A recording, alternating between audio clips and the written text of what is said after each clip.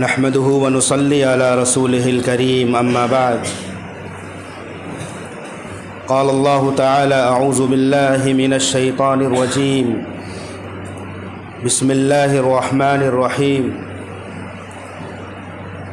يا أيها الناس إنا خلقناكم من ذكر وأنثى وجعلناكم شعوبا وقبائل لتعارفوا ان اکرمکم عند اللہ اتقاکم صدق اللہ العظیم۔ جب گلستاں کو خون کی ضرورت پڑی، سب سے پہلے ہماری ہی گردن کٹی، پھر بھی کہتے ہیں ہم سے یہ اہل چمن، یہ چمن ہے ہمارا تمہارا نہیں۔ حضرات، جس وطن عزیز ملک ہندوستان میں ہم رہتے ہیں، تاریخی اعتبار سے ہندوستان کے بہت سارے فضائل ہیں۔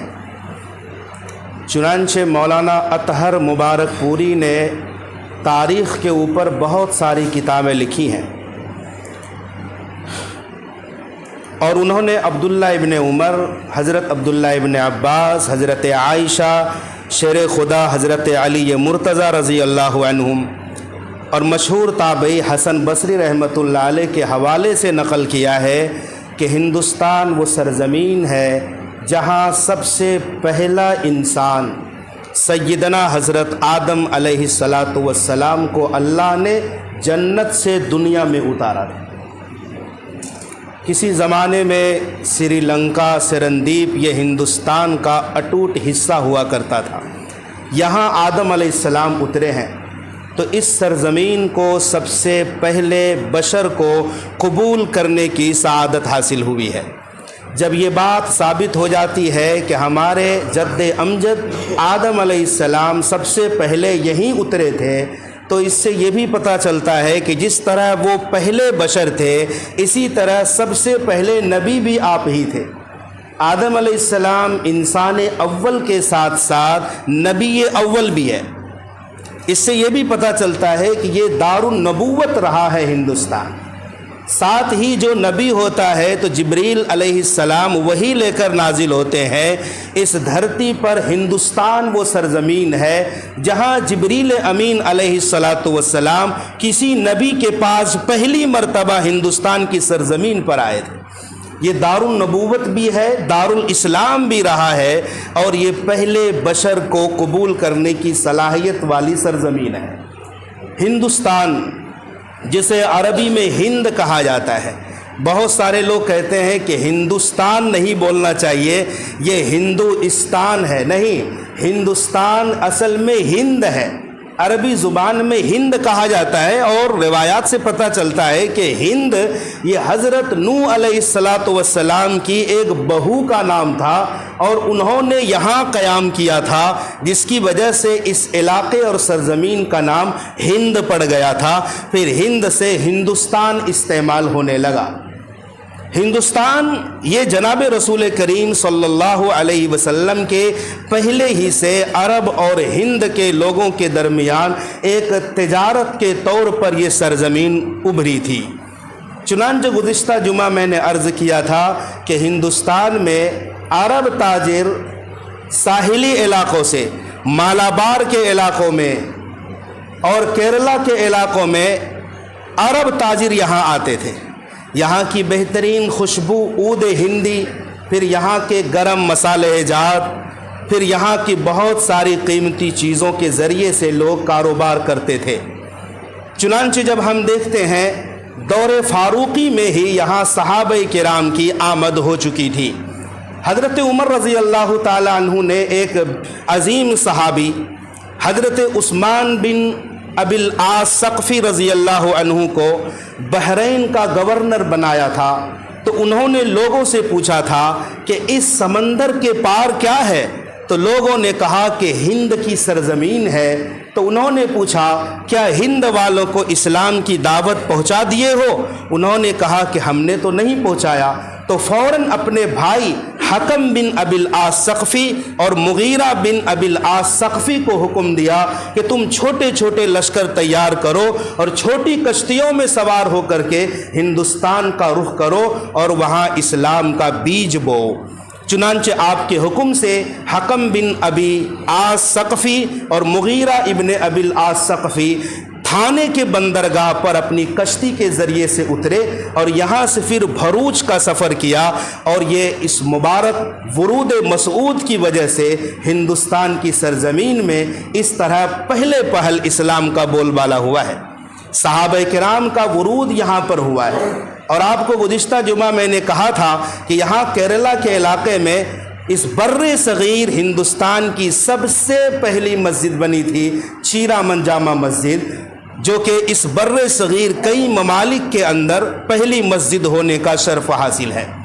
حضرات گرامی، پھر بعد میں حجاج ابن یوسف نے اپنے بھتیجے محمد بن قاسم کو ہندوستان بھیجا، انہوں نے سندھ کے علاقے کو فتح کیا۔ پھر اس کے بعد بہت سارے خاندان آئے، مسلم حکمران آئے، چنانچہ غلامان خاندان آئے، پھر اس کے بعد خلجی آئے، لودھی آئے، پھر سید آئے، پھر تغلق آئے، پھر مغلیہ سلطنت اور مغلیہ خاندان کے لوگوں نے حکومت کی۔ 315 سال تقریباً صرف مغل بادشاہوں نے حکومت کی ہے۔ اس طریقے سے ہندوستان، متحدہ ہندوستان، جس میں افغانستان، نیپال، سری لنکا، پاکستان وغیرہ جو ایک متحدہ ہندوستان تھا، بڑی سلطنت کے مالک تھے، مغل حکمرانوں نے یہاں حکومت کی۔ 800 سال سے زائد کا عرصہ بنتا ہے اس سرزمین پر مسلمانوں نے حکومت کی تھی۔ بڑی شادابی تھی، فتوحات ہو رہے تھے، ہمارا ملک ترقی کر رہا تھا اور غربت کا گویا خاتمہ تھا۔ پھر جب انگریزوں کی غلط نگاہ اس سرزمین پر پڑی، ہندوستان کی زمین میں اللہ تعالیٰ نے بے شمار خزانوں کو چھپا دیا ہے۔ جس طریقے سے آج کے لوگ باہر کے ممالک کا سفر کرتے ہیں ملازمت کی نیت سے، بزنس کی نیت سے، ایک زمانہ تھا کہ لوگ یہاں آ کر کے تجارت کرتے تھے، تو انگریز لوگوں کو ہندوستان کی زمین پسند آئی، وہ آئے تو اورنگزیب رحمۃ اللہ علیہ جب زندہ تھے تو ان سے اجازت لی کہ ہم یہاں تجارت کرنا چاہتے ہیں، اور آپ کی اجازت سے ان لوگوں نے ایسٹ انڈیا کمپنی کی بنیاد ڈالی۔ انگریز یہاں پھیلتے گئے، لیکن انگریزوں کا مقصد تھا کہ ہندوستان پر قبضہ کرنا اور یہاں کے لوگوں کو غلام بنانا۔ تجارت میں ترقی کرتا گیا۔ انہوں نے سب سے پہلے چاہا کہ بنگال کی سرزمین کو اپنے قبضے میں لینا چاہیے، اور سب سے پہلے سراج الدولہ جو بنگال کا حکمران تھا، انہوں نے بھانپ لیا کہ انگریزوں کی جو منشا ہے وہ صرف تجارت اور بزنس نہیں بلکہ ہمارے اوپر قبضہ کرنا ہے۔ سراج الدولہ اور انگریز کی بہت زبردست لڑائی ہوئی، اور سراج الدولہ کا ایک وزیر تھا میر صادق کی غداری سے سراج الدولہ کو شکست ہوئی اور ہار گئے۔ اس طریقے سے دھیرے دھیرے انگریز یہاں بڑھتے گئے، بہار، بنگال، اڑیسہ کو سب سے پہلے، اور گجرات تو پہلے ہی آ چکا تھا جو انگریزوں کے زیر نگرانی، زیر قیادت تھا۔ اس طریقے سے ہمارے جو ہندوستان کی یوم جنگ آزادی کی تاریخ بتلاتے ہیں عموماً 1857 سے بتاتے ہیں، اور اس کی وجہ یہ ہے کہ 1857 کے بعد جو ہندوستان کی جنگ آزادی لڑی گئی ہے اس میں ہندو مسلمان دونوں ساتھ تھے، لیکن اس سے 100 سال پہلے 1757 سے جنگ آزادی لڑی گئی ہے، وہ تاریخ ہمیں نہیں بتائی جاتی۔ اس کی وجہ یہ ہے کہ 1757 سے 1857 جو 100 سال کی ایک بڑی مدت ہوتی ہے، اس 100 سالہ مدت میں صرف اور صرف مسلمان ہی انگریز کے نشانے پر تھے۔ مسلمانوں نے لڑائی لڑی، اس میں غیر شامل نہیں تھے، دور دور تک شامل نہیں تھے۔ اس کی وجہ یہ تھی کہ انگریزوں نے حکومت اور انگریزوں نے اقتدار مسلمانوں سے چھینا تھا، تو درد بھی مسلمانوں ہی کو تھا۔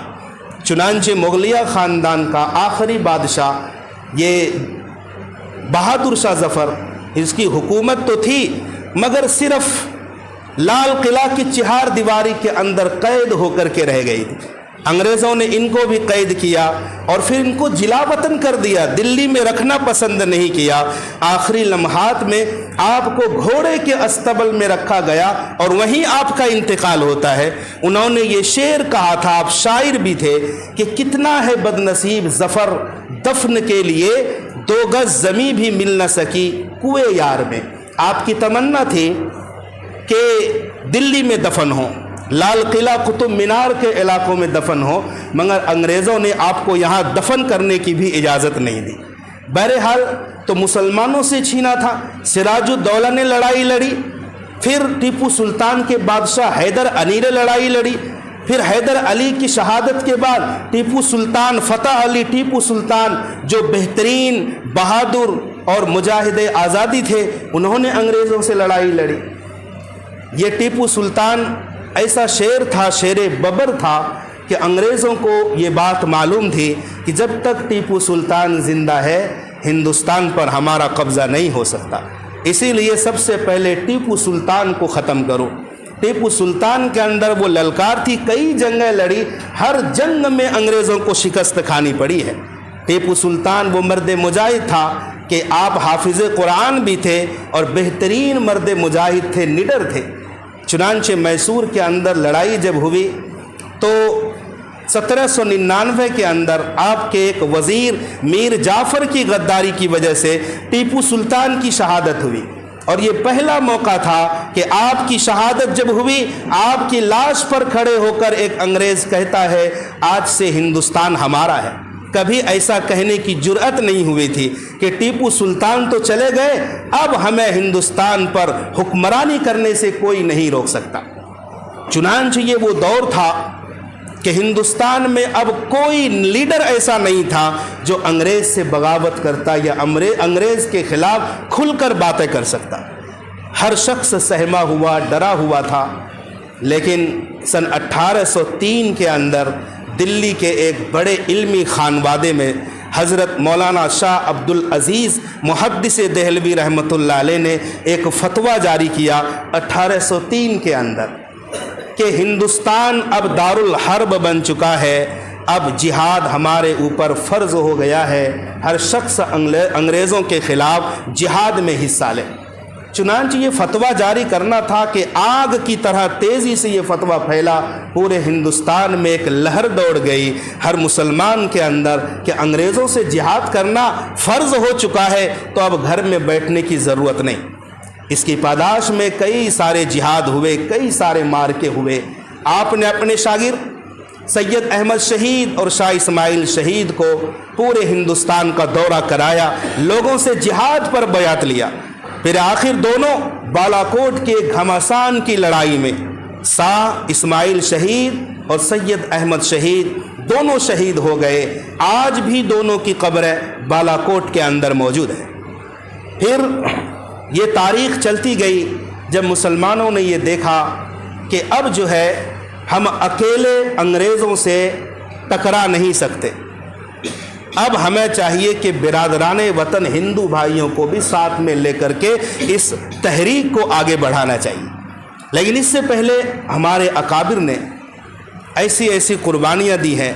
सय्यदुत ताइफ़ा हाजी इमदादुल्लाह मुहाजिर मक्की रहमतुल्लाह अलैह, बानिए दारुल मौलाना कासिम नानोतवी, मौलाना रशीद अहमद गंगोई, मौलाना शेखुल हिंद महमूद हसन, शेखुल इस्लाम हुसैन अहमद मदनी, और फिर हसरत मोहानी जो बड़े शायर थे, मौलाना मोहम्मद अली जौहर जो अभी यूनिवर्सिटी का मुकदमा चल रहा उनके नाम पर है, यह अजीम मुजाहिद आज़ादी थे, मौलाना मोहम्मद अली जौहर, फिर उनके भाई मौलाना शौकत अली रामपुरी, मौलाना उबैदुल्लाह सिंधी। एक तारीख़ है उलमा की जिन्होंने अपनी कुर्बानी पेश की है इस वतन को आज़ाद कराने के लिए, जब हमारे गैर मुस्लिम भाई दूर दूर तक इस लड़ाई में शरीक नहीं थे। मेरे भाइयों, ऐसा माहौल बन गया था। 1857 में हिंदू भाइयों को साथ लिया और बड़े बड़े उनके लीडर आए, लेकिन मुसलमानों से यहाँ एक चूक और गलती ये हुई कि कायदाना रोल अब अदा नहीं किए। हालांकि मुसलमानों को कायद और रहबर लीडर बनकर आगे उभरना था, لیکن انہوں نے اپنے آپ کو پیچھے رکھا، غیروں کو آگے کیا۔ اب نام پڑتا ہے مہاتما گاندھی کا، پنڈت جواہر لال نہرو کا، وغیرہ وغیرہ، لیکن جو 100 سالہ تاریخ ہے یہ مسلمانوں کی مجاہدانہ تاریخ ہے، ان کی قربانیاں پڑی ہیں۔ لہٰذا ہم جب اپنے مدرسوں میں، اسکولوں میں، اور جہاں ہم جھنڈا لہراتے ہیں 15 اگست کو جشن آزادی میں ڈوب کر کے، ان جیالوں کا بھی نعرہ لگانا چاہیے، ان کو بھی یاد رکھنا چاہیے، کیونکہ اصل قربانیاں تو ان کی ہے۔ ہاں یہ بات اعتراف کے قابل ہے کہ ہندو بھائیوں اگر نہیں ملتے تو شاید اس ملک کو یہ آزادی نصیب نہیں ہوتی، یہ بھی ایک حقیقت ہے، لیکن اصل قربانی تو ہم نے دی ہے۔ اسی لیے بڑوں نے کہا جتنا ہمارا خون بہا ہے اتنا غیروں کا پسینہ نہیں بہا۔ 1857 کے بعد ملک میں کچھ ایسے حالات ہو گئے، بے شمار عورتیں بیوہ ہو گئیں، ہزاروں بچے یتیم ہو گئے۔ پھر مشینری آئی عیسائیوں کی، انگریزوں کی، انہوں نے کہا کہ گھبراؤ نہیں، بیواؤ تم اپنے یتیم بچوں کو ہمارے حوالے کرو، ہم کھلائیں گے، پلائیں گے، پہنائیں گے، اچھی خوراک دیں گے، بہترین تعلیم دیں گے، اور اچھا انسان بنا کر ہم تمہارے حوالے کریں گے، واپس کریں گے۔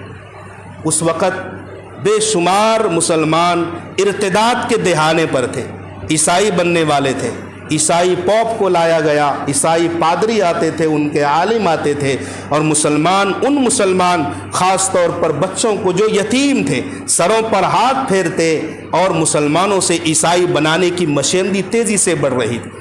ایسے حالات میں ہندوستان کے ان عظیم بزرگوں اور مجاہدوں نے یہ فیصلہ کیا کہ ہمیں مسلمانوں کے اسلام و ایمان کو بھی بچانا ہے اور اس دیش کے لیے مجاہدین کو بھی تیار کرنا ہے۔ اس کے لیے سن 1866 کے اندر دارالعلوم دیوبند کی بنیاد قائم ہوئی۔ یہ صرف پڑھنے پڑھانے کے لیے درسگاہ نہیں تھی، بلکہ اس وطن کو آزاد کرنے کے لیے مجاہدین تیار کرنے کی ایک فیکٹری بھی تھی۔